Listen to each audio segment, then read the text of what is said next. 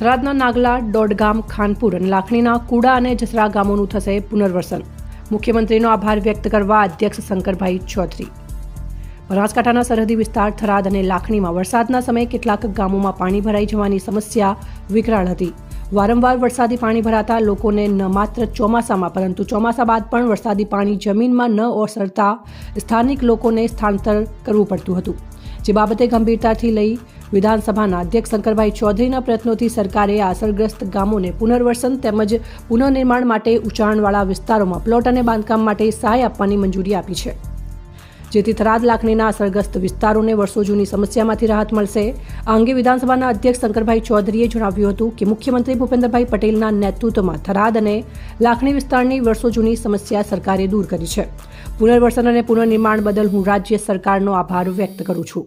આગામી સમયમાં અસરગ્રસ્ત ગામોમાં પુનર્વસન માટેની કામગીરી ઝડપી થાય તે માટે મારા પ્રયત્નો રહેશે. આજે અસરગ્રસ્ત ગામોની પુનર્વસનની મંજૂરી મળતા ગામ લોકોમાં પણ આનંદની લાગણી ફેલાઈ છે. બ્યુરો રિપોર્ટ જાગૃત ગુજરાત ન્યૂઝ ચેનલની સાથે કેવુંભાઈ ચૌહાણ, થરાદ લાખણી બ્યુરો ચીફ, બનાસકાંઠા.